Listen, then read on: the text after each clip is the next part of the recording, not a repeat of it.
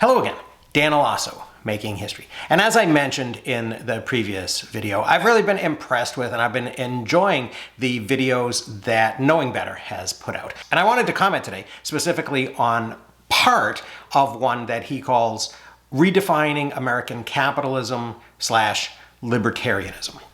And this is from about a year ago, and it includes a really interesting little history of Ayn Rand and the Objectivist movement. And then he goes off into kind of a history of the 70s and early 80s that I am going to skip past because I think many of those events that he talks about are things that should be given more time and space, and I'll do them separately. But I do want to respond to this one because Ayn Rand and libertarianism were both huge influences on me when I was an undergrad in the early 1980s. I studied economics.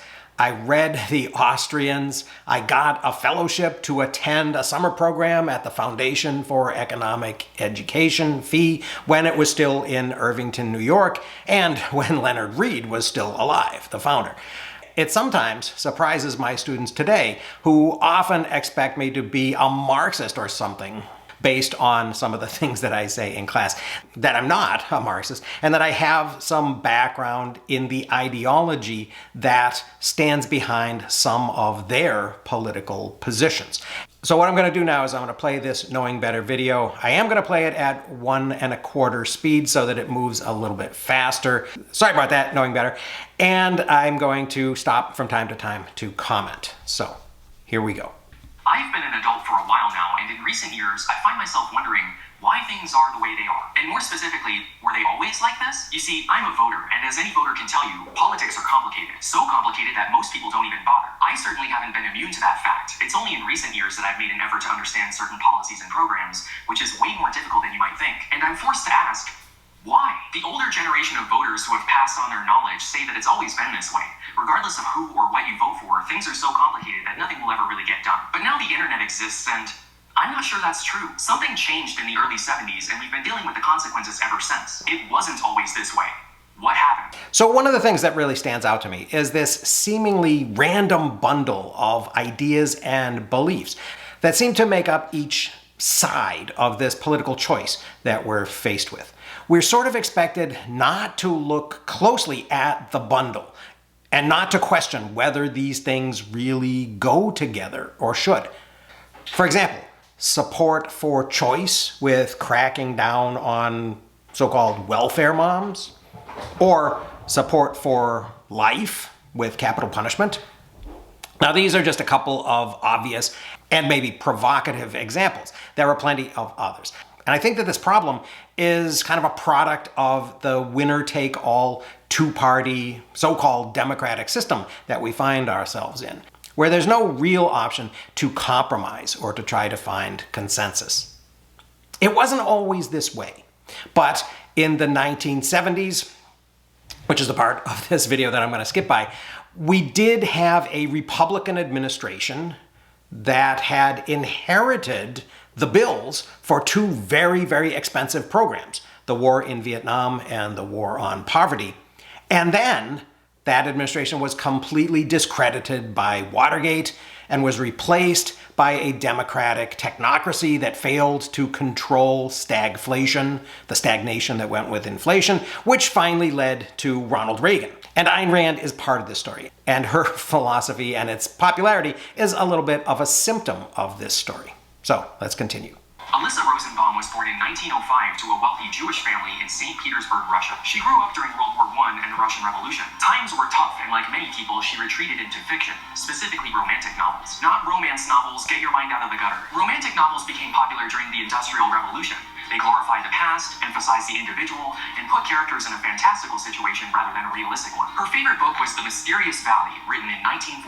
To sum it up, while bringing civilization to the primitive tribes of India, several British military officers start disappearing one by one, presumably being picked off by tigers. It's a classic man versus nature story. But during the course of these adventures, it's discovered that the officers were alive and had been building their own utopia in a previously hidden valley. A completely original story that I'm sure will never be plagiarized. In 1921, Lenin and the Bolsheviks enacted the new economic policy, which confiscated and nationalized her father's pharmacy. This theft by the government became a rather formative experience. That same year, the Bolsheviks opened up universities to women for the first time, allowing her to attend Petrograd State University, where she majored in history and graduated in 1924. Then she studied screenwriting at the State Institute for Cinematography. That was also the same year Stalin came to power, and many people, especially of Jewish heritage, were looking for reasons to leave. Alyssa Rosenbaum was granted a visa to visit relatives in the United States in 1925. She left her parents behind and arrived in New York in 1926. Upon seeing the Manhattan skyline, she decided she wanted to live here forever.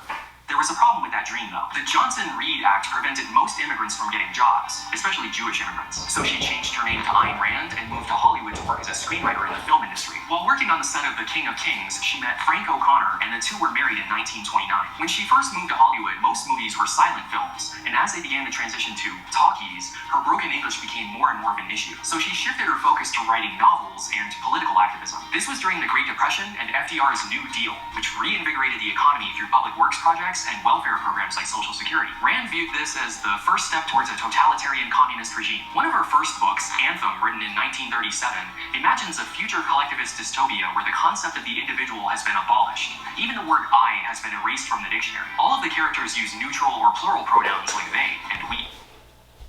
Okay, so Alyssa Rosenbaum becoming Ayn Rand and the early influences on her outlook are very interesting. I find that fascinating. Anthem, though, I think is actually a pretty good book, in my opinion. It's short, and it works as a sort of romantic parable about a person breaking free of mental chains, which in this case happened to be the chains of collectivism. Ursula K. Le Guin returned to this theme in her longer novel, The Dispossessed, many years later. In 1943, she wrote The Fountainhead, which also explores the conflict between individualism and conformity. This was Ayn Rand's first real success as a novelist, though the book had pretty disappointing sales at first, which sent Rand into a deep depression, which probably wasn't helped by her addiction to benzodrine, on top of her rampant chain smoking. Sales finally took off after a film adaptation was made in 1949 starring Gary Cooper. He was a pretty big deal, basically the Tom Cruise of his time. It follows an architect named Howard Rourke, who designs buildings in a modern style, while everyone else insists on using a classical Greek style. They even alter his buildings to conform with that standard. Now there's a touch of the new and a touch of the old, so it's sure to please everybody. The middle of the road. Why take chances when you can stay in the middle? The main characters played perfect 4D chess against the system and each other. Howard Rourke believes that charity is wasteful. Any man who works without payment is a slave. He's fighting to live for his own sake. My reward, my purpose, my life, is the work itself. My work done my way. Nothing else matters to me. Okay, so it really wasn't that relevant to me whether or not Ayn Rand took uppers for her depression, or whether she chain smoked, or whether she drank too much coffee. Although it is funny, I think, that the cigarette later becomes the symbol for the fire of Prometheus in Atlas Shrugged. But I think it is worth noting that the Romanticism has already taken on a kind of an antisocial and even a somewhat sociopathic turn by the Fountainhead. Howard Rourke is an architect who apparently has no concern for his customers. How does this square with the idea of free market capitalism? Somehow the artist's vision is so much purer that he can ignore the requests of the people who are actually paying him. And this isn't the agony and the ecstasy, right? What is the basis of this pure vision in a fully materialist world? Because remember, Ayn Rand is an atheist. And I think it is important to note that no real country acts like this, nor do businesses. So this really isn't a story about government collectivism versus capitalist individualism. When Rourke says nothing else matters, he's actually saying, I have to have my way 100% or I'm going to blow it up. And that is actually what he does in the novel. He blows up his building because he didn't want to compromise. And then don't even get me started on the love triangle and the sexual oddness that will continue into Atlas Shrugged. world, each man subordinates himself to the standards of the majority, reducing their talent to make it subservient to the masses. Innovation is bad, conformity is good. It's important to note that no real country acts like this. Nobody enforces strict conformity in architectural standards. Well, except for us now, apparently. The Fountainhead is Trump's favorite book, by the way. But okay, no country takes it to the ridiculous extreme that's presented in this book. Not even Soviet Russia. Though you wouldn't know that if you only ever listened to Ayn Rand. In 1947, she testified before the House Un-American Activities Committee, where she accused the Christmas movie It's a Wonderful Life of being communist propaganda, since it portrays bankers in a negative light. She also describes Russians as mindless drones who would barely know what to do with freedom if they had it. That's a great change from the Russians I have always known. I know a lot of them. You know, they do things that all like Americans do. They walk across town, just visit their mother-in-law or something. Look, it's very hard to explain. It's almost impossible to convey to the three people what it's like to be in a totalitarian dictatorship. I can tell you a lot of details. I can never completely convince you because you ask me. This was exactly what Americans wanted to hear during the Red Scare. In the years after World War II, the world was consumed with the ideological battle between Western capitalism and Soviet communism. And thanks to people like Ayn Rand, our understanding of Soviet Russia was cartoonishly evil. Okay. The fact that Ayn Rand testified before the House Un-American Activities Committee sort of runs against her story, doesn't it? That state power is bad.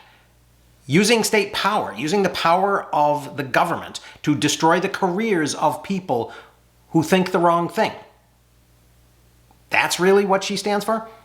Also, I should mention that Knowing Better missed her debut novel, We the Living, which is a 1936 romance about post-revolutionary Russia that she said was the closest thing she had ever written to an autobiography. And it's also relevant in this case because it also introduces some of that sexual oddness, which we'll get to later. That we had to be everything they are not. If they're atheists, we're Christian. If they're collectivists, we're individualists. And if they're communists, we should be capitalists. The thing is, the Soviets were never really communists. They were working towards it, but they never quite got there. There has never been a completely communist country, or a capitalist one for that matter. Since the New Deal, America has adopted liberalism with a capital L as its economic model, which is a mixed economy with regulated capitalism. This is different from being socially liberal or conservative. If communism is on the left end of the spectrum and capitalism is on the right, liberalism lands somewhere around here. Ayn Rand saw this as just a step away from socialism. She wanted America to adopt the purest form of capitalism, which had been demonstrated to be the best system in, well, there are no examples of pure capitalism, which is why Ayn Rand invented one. Okay, so again, this conflation of democracy with capitalism is another one of these weird bundles, right? But it sort of happens at this time. At least for Americans, it happens. Other people elsewhere insist that their socialist or even communist systems, to whatever degree they actually live up to those names and those ideals, that these are better democracies or republics than the US. Think about how many Eastern Bloc countries call themselves democratic republic, like the Deutsche Demokratische Republik, right? So ultimately, the point may be that in spite of Rand, and in spite of more serious authors like Friedrich Hayek or the other Austrian economists, any incorporation of social welfare programs into state policy is not a step towards inevitable socialism along some road to serfdom. Atlas Shrugged was published in 1957 and takes place in a future dystopian version of America, which most people just view as this America. And here's my first real problem with this book. Most dystopian novels depict a system controlled by elites that needs to be broken or at least navigated by an average person like you or me. Modern examples include The Hunger Games, Divergent, and even movies like Equilibrium and Snowpiercer. But even back in the day, books like Brave New World in 1984 depicted dystopias where the hero is an average person working against the system. Even Anthem and The Fountainhead follow that formula. In Atlas Shrugged, the average person is the bad guy. This book doesn't depict a system run by elites that needs to be dismantled. It's a system that needs to be implemented. The elite few at the top are the heroes of this story. I'm not just picking on some random work of fiction either. This is a lot of people's favorite book, especially politicians for some reason. It's regarded almost as highly as the Bible. And this isn't a thought experiment about how the world might look someday. It's a blueprint for how the world should look. These are ideas that people want to make happen. So before we get to those ideas, yes, I did. It's It's 1,069 pages, nice, and took 56 hours to get through. Basically the entire month of January. I bring this up because I'm gonna have to skip over most of the plot in order to cover the main political points. I'm not gonna go into the finer details of the story, but just know that I did read it. I even watched the movies, which are universally regarded as terrible. Which brings me to my second point. The economic model suggested in this book is only possible because of the dystopian setup, a setup which is conspicuously absent from the movies. In this version of the world, humanity has suffered a severe cognitive decline. Most people are completely incapable of making any sort of independent decisions. They can't even drive through a broken stoplight. That's how bad things have gotten. The entire economy is kept going by the elite producers, the industrialists, the men of action, or men of the mind. These are the only people capable of innovation and independent thought. Because of this intellectual and economic crisis, the government tries to keep things afloat through regulation and taxation, which is why the main characters refer to them as looters, in contrast to the average person, which are viewed as parasites. Since this setup is missing from the movies, the government is turned into a bunch of mustache-twirling villains who just get in the way. Every adventure starts with a great cup of coffee. It shouldn't surprise you to hear that Ayn Rand believes in social Darwinism.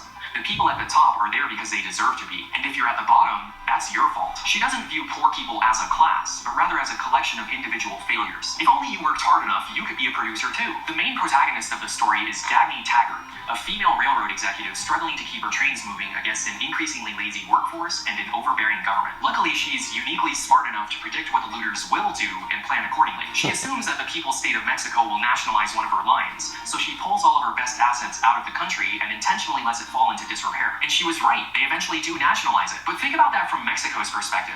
They just watched someone mismanage a railroad until it became pretty much worthless. It's almost a self-fulfilling prophecy. One of the other main characters is Hank Rearden, an industrialist who invents a new kind of metal that's stronger and lighter than steel. He humbly names it Rearden metal, but it might as well be unobtainium. This new product is so threatening to the wider steel industry that the State Science Institute lies about its safety in order to preemptively ban it from coming to market. The government using science to hinder innovation.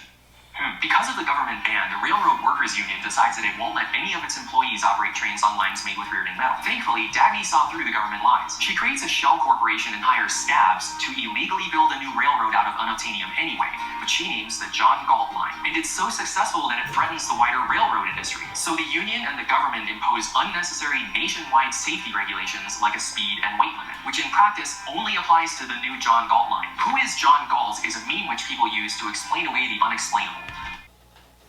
Okay, so the dystopian setup that he's talking about is necessary for the economic plot to make sense. Yes, this is a feature of novels that we oftentimes miss, that the setting is arbitrary, but it seems inevitable. And it can even seem like it's our world when it actually isn't. We make a lot of assumptions when we're reading. That's what that willing suspension of disbelief is all about. And Knowing Better is also right, that from Mexico's perspective, Taggart criminally mismanages her railroad there.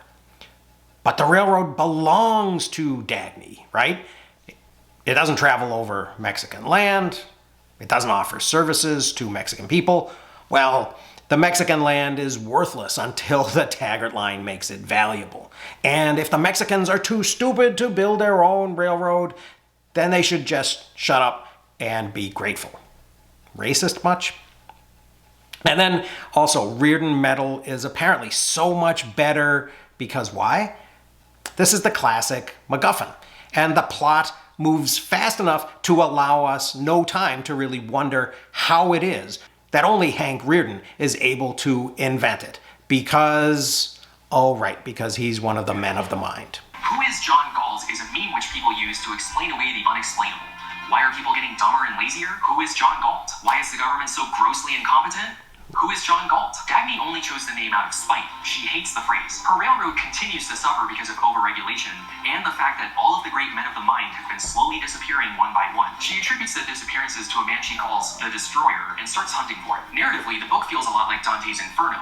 Dagny and Hank travel around and come across destitute people who have entire prepared speeches about what went wrong in their life, almost always shifting the blame for their misfortunes onto others. During one of these chance encounters, they travel to an abandoned factory and find a prototype free energy motor, which converts atmospheric static electricity into usable energy, but it's missing parts and doesn't work. Realizing what this could do for her railroad, and I suppose the rest of the world, Dagny and Hank make it their mission to find the original inventor. And this is where that dystopian setup gets in the way. Everyone they question about the motor is dumb as rocks and can't remember anything, not even the name of their former supervisor. It's like pulling teeth to get any information out of them. But the general story is that the 20th century motor company decided to collectivize or turn themselves into a worker co-op. Everyone works according to their ability and is paid based on their need. As you might have guessed, the workers become lazy and start having kids or bringing in extended family just to increase their apparent need. They even fake illnesses to receive disability payments. This led to an overall brain drain at the factory as the few men of the mind resigned in protest.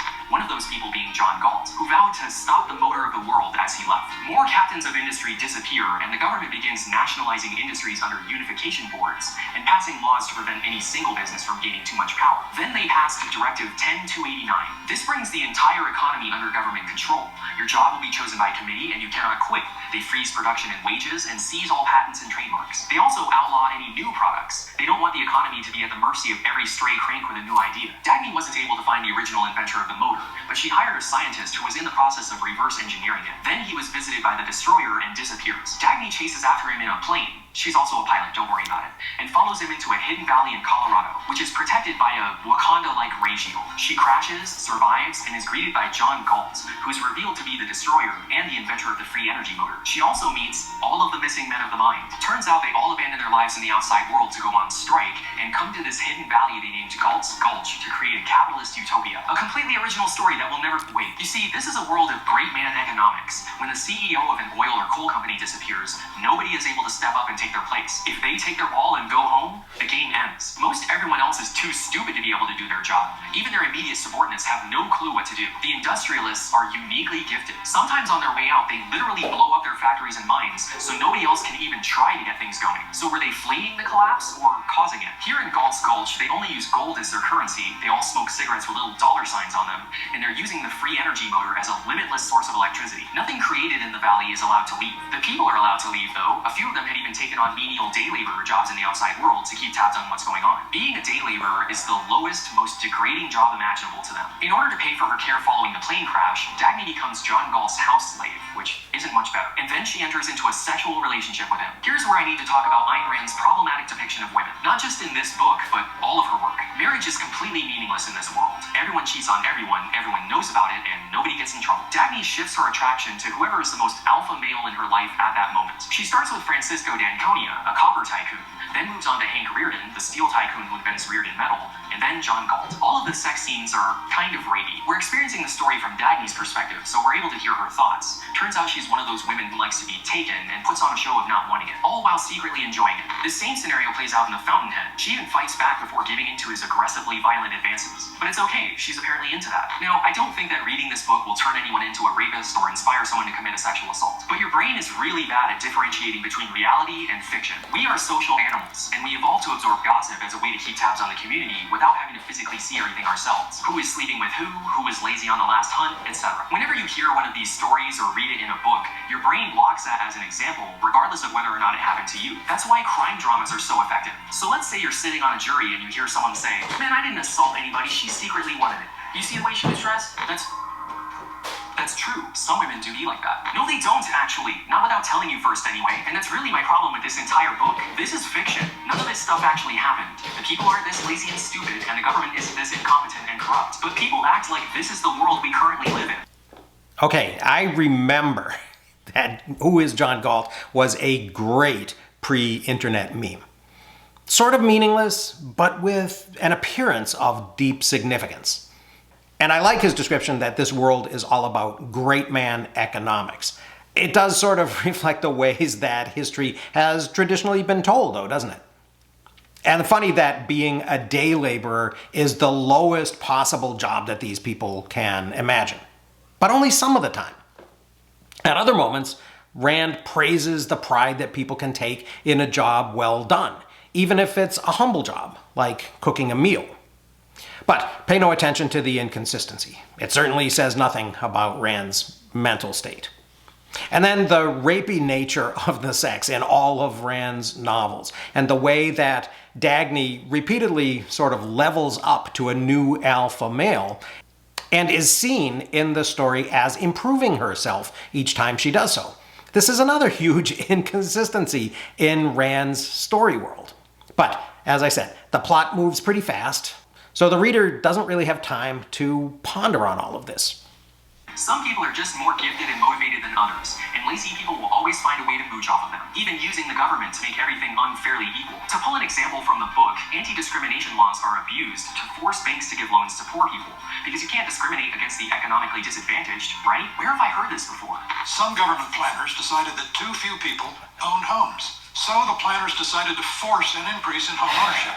They lowered lending standards for people seeking a mortgage. This produced a glut of subprime loans and subprime borrowers. Is that how it happened? The government held a gun up to the banks' heads and forced them to give loans to people who couldn't afford them? Of course not, but it sounds plausible because you read a similar story in Atlas Shrugged. What really caused the housing crash of 2008 was deregulation of the financial industry, which is John Galt's ideal economy. He spells it out in excruciating detail when he takes over the radio waves and delivers a 60-page monologue that, in universe, takes over 3 hours, as if any of the parasites would sit through that. He tells everyone what they're doing wrong, that they're doomed, and then he and the rest of the producers wait out the coming dark age in their hidden valley. America then descends into anarchy. By the end, people are using wagons again. The collapse of civilization isn't something to be avoided. It's framed as deserved and even necessary so that the men of the mind can come back and rebuild. They watch the world burn so that they can become rulers over the ashes. The final scene is the industrialists planning out their new vision for America, even adding a new clause to the Constitution. Congress shall make no law abridging the freedom of production and trade. Ayn Rand believed in a separation between the state and the economy. The government just needs to get out of the way. There are only 3 things the government should be doing. The police, to protect individual rights and property rights from within. The military, to protect those rights from without. And the courts, to resolve disputes. All those New Deal welfare programs need to go. So it isn't a joke that many people do seem to understand contemporary issues through the lens of this fictional world that Rand produced. I'm not 100% of Knowing Better's argument that fiction kind of normalizes bad behavior, but understanding big remote issues like the 2008 financial crisis isn't really that different from understanding the plots of a novel, if you were not one of those people affected directly, say, by losing your home. And not for nothing that Alan Greenspan, who we'll talk about later, deregulated the financial industry and caused this crash. Knowing Better is also spot on in his description of this 60-page John Galt speech.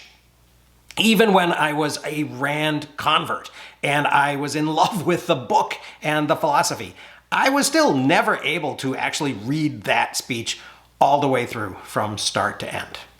And maybe ultimately that is what saved me. 1950s America, a lot of people agreed. She started gathering followers and formed the Collective, which became somewhat of a cult. She would personally disagree with calling it a cult, but when you look at some of the things they were required to believe, it seems pretty culty. The group included people like Alan Greenspan, Leonard Peikoff, and Nathaniel Branden, who would go on to form various think tanks and institutes of their own. There was actually quite a bit of drama within the group too. Ayn Rand, who was married, started having an affair with her student Nathaniel Branden, who was also married. But she called it off and kicked him out of the group when she discovered he was sleeping with a third person. A person she viewed as inferior to herself. That's why she ended it according to her, not jealousy. Objectivism is the philosophy Ayn Rand and her group of loyal followers pushed with her lectures and writings in the years after Atlas Shrugged. Its basic beliefs are conveyed in John Galt's 3-hour speech. But since I don't expect any of you to go read or listen to it, it's summed up by the oath the producers have to take before entering Galt's Gulch. I swear by my life and my love of it that I will never live for the sake of another man, nor ask another man to live for mine. According to Objectivism, the greatest evil in the world is the philosophy of altruism. So, what is altruism? Remember that altruism does not mean benevolence or consideration for other men. Altruism is a moral theory which preaches that man must sacrifice himself for others, that he must place the interests of others above his own, that he must live for the sake of others. I'm pretty sure it's that first one. Not everything needs to be catastrophically all or nothing. Nobody's asking you to sacrifice yourself. This is a common theme in Objectivism. Ayn Rand regularly uses circular logic to invent private, self-reinforcing definitions of words. Let's take a look at a few examples. Which philosophy answers the question, is man free? Capitalism is the only system that answers yes. Capitalism is a social system based on the recognition of individual rights including property rights, in which all property is privately owned. This is a private definition of capitalism. Regardless of what dictionary you use, they all talk about private property, but none of them mention individual rights. She added that part to make it seem like the only system to include freedom. Capitalism is the only system based on an objective theory of values. What is an objective theory of values? It's the rational conclusion one comes to after evaluating the facts of reality in relation to man. It's not subjective or intrinsic, it's objective, which means if you don't agree with the objective reality as I see it, you're being irrational and I don't have to listen to you. I didn't make that up. That's Ayn Rand's actual approach to people who disagree with her. A company, this is what I don't answer. Oh, wait a minute, you haven't heard the question yet. She's already estimated her position and my work, incidentally, displaying the quality of her brain. In his philosophy last year, you want to create an incident? No. Pass it up. I don't regard this as a legitimate question. I know what kind of movement is behind that sort of junk. Well, since she isn't alive anymore, she can't stop me from taking a look at one of her examples. So Alan Greenspan, as I said, ironically became the chairman of the Federal Reserve after writing articles for Ayn Rand's Objectivist newsletter, and then several of them being republished in a book of hers called Capitalism, the Unknown Ideal. And these would have been the articles on antitrust, gold and economic freedom, and the assault on integrity. So this is a guy who argued for a return to the gold standard, and then he's put in charge of the Fed. What could possibly go wrong? Knowing Better also makes a really strong point about the way that Ayn Rand controls the parameters of her philosophy's vocabulary. And I think to some extent she gets away with this because her audience is largely educated people with whom actual academic philosophy has ceased engaging. And this partly has to do with postmodernism, but also partly with the arrogance of academics, and she gets to take advantage of that. And also, finally, I love this little tag here showing that when push comes to shove, Rand did embrace New Deal socialism when it benefited her. It can be rationally proved that the airplane is objectively of immeasurably greater value to man at his best, than the bicycle. Can it be proved that an airplane is of objectively greater value? It seems obvious until you think about it. I'm pretty sure that's subjective. The mere fact that intelligent people can disagree about this proves that it's not objective, or that they're not intelligent, I guess. If the stenographer spends all her money on cosmetics and has none left to pay for the use of a microscope or a visit to the doctor, when she needs it, she learns a better method of budgeting her income. The free market serves as her teacher. So if you don't make the objectively correct choice according to Ayn Rand, and you irrationally choose to buy lipstick instead of saving for a doctor, I guess you'll die then. As you might have guessed, this heartless approach was somewhat of a shock to most Americans in the 50s. Here in the United States, perhaps the most challenging and unusual new philosophy has been forged by a novelist, Ayn Rand. Miss Rand's point of view is still comparatively unknown in America, but if it ever did take hold, it would revolutionize our lives. If you are out to destroy almost every edifice in the contemporary American way of life, our Judeo-Christian religion, our modified government-regulated capitalism, are ruled by the majority will. Other reviews have said that you scorn churches and the concept of God. Are these accurate criticisms? Yes. In most of her interviews at the time, her atheism takes center stage. Phil Donahue even grilled her on it in 1980. That's how recently being an atheist was still seen as weird. But they also take issue with her views on social welfare. You don't go for altruism and charity and do-good and liberal and... No, I want to help people. I want to do good for other people. What's so bad about that? Nothing. If you do it by your own choice, and if it's not your primary aim in life, and if you don't regard it as a moral virtue. Ayn Rand doesn't believe in taxation for the common good, which is a concept that she views as undefinable and will just lead to more and more theft in the name of society. Another undefinable concept to her. There is no such entity as the tribe or the public. The tribe or the public or society is only a number of individual men. Now you know where Margaret Thatcher got the idea. She views society and class as a group of individuals who are free to prosper or fail on their own merit. If everyone just acted selfishly, all of civilization would be improved. People should be free to profit as much as they can, doing whatever it is they want, as long as it doesn't interfere with the rights of others. All economic transactions should be voluntary, which means the right to disagree or refuse is key to her philosophy. If you're forced to work for someone, that's basically slavery. Part of me wants to agree with this, but it kind of assumes that everyone has good intentions. Yes, it does.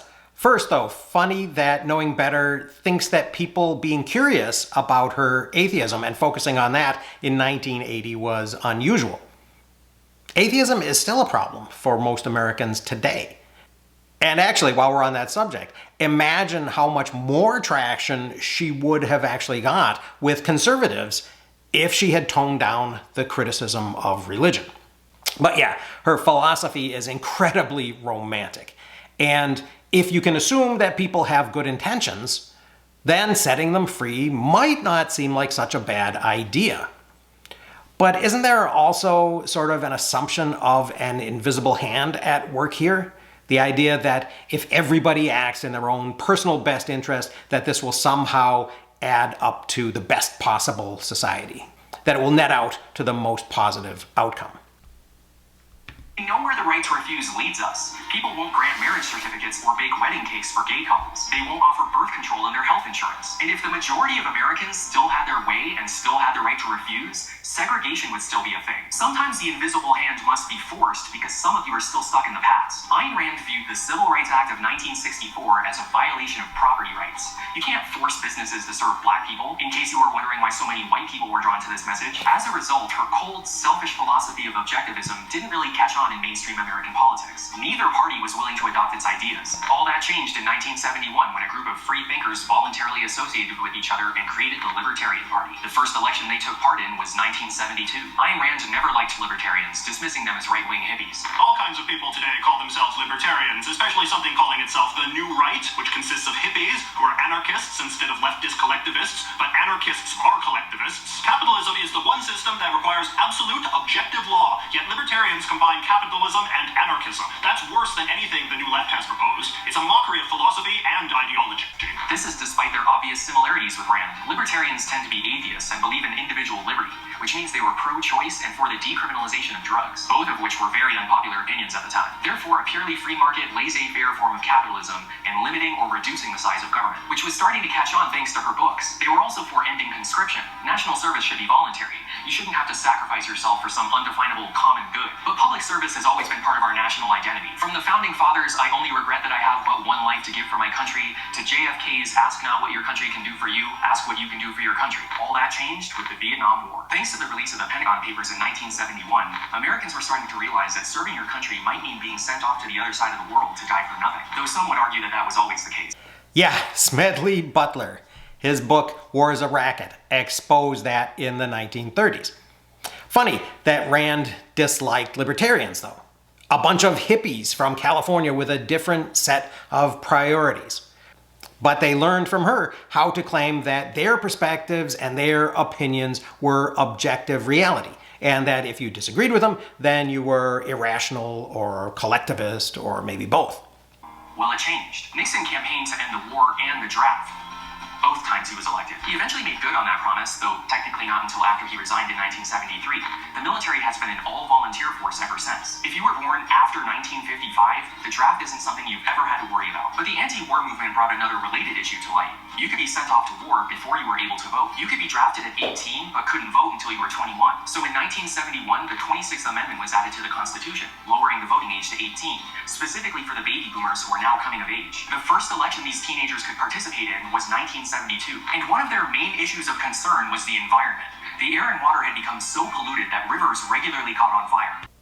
So it's also interesting that voting gets shifted to 18 so that the boomers can participate, and that they first participate in 1972. And then this participation results actually in Nixon's Republican administration establishing the EPA. And this was seen, of course, by corporations as an inordinate amount of government interference in their businesses, which did play into Ayn Rand's hand a bit.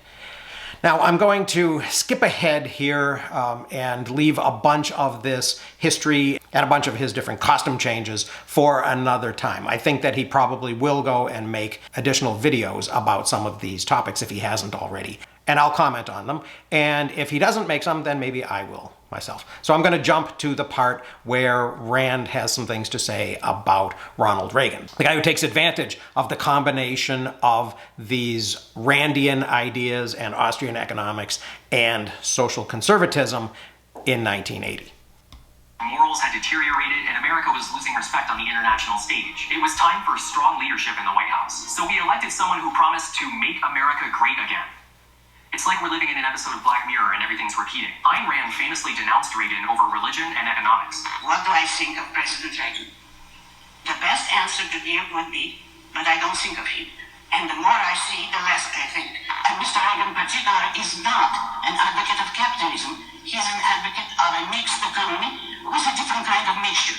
That different mixture was America's shift from liberalism to neoliberalism. This meant reducing the overall amount of government regulation in the economy, cutting social welfare programs, reducing taxes on the wealthy, and union busting. Government is not the solution to our problem. Government is the problem. In 1981, the Air Traffic Controllers Union went on strike for better pay and working conditions, and rather than negotiate, Reagan fired almost all of them. Rather quickly, state governments and private corporations realized that they could do the same. So, Ayn Rand versus Ronald Reagan. Yeah, this happened while I was a fan of hers. She was sort of hanging on to this romanticism for dear life, but ironically, she was calling it Objectivism. And it did sort of take an effort of will to ignore the inconsistencies. I guess it was easier to do this if you were a privileged kid going to a university where you were often the smartest student in the room. I do remember arguing with socialists in economic classes at UMass, but I always won. It wasn't until I got out into the world that I began to see that a lot of the time, people don't have good intentions. And that all the people in charge of the corporations that I were working at were not these heroic men of the mind that she had written about. Not to mention that not everyone had all of the access that I had taken for granted. It almost seems as if this Randian philosophy really can't stand the light of day. I guess it remains to be seen how it will do in a world of filter bubbles and alternate facts. Although a recent take on it comes from Matt Taibbi in his book Griftopia, where he mentions Rand while he's brutally taking down the bloviating, arbitrary, self-important pseudo-intellectual Greenspan. He says this. He says, "It is important to spend some time on the seriously demented early history of Objectivism, because this lunatic religion that should have choked to death in its sleep decades ago would go on, thanks in large part to Greenspan, to provide virtually the entire intellectual context for the financial disasters of the early 21st century."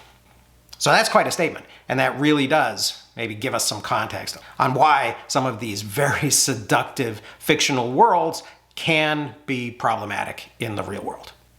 And I'd like to thank Knowing Better for pointing that out, which gave me the opportunity to comment on it as well. So that's all I have for now. In the future, I'll do more reacting to more videos from Knowing Better and also from other people who are commenting on history and its relationship with the present. But in the meantime, I hope you found that a little bit interesting. Thanks very much for watching, and I will see you again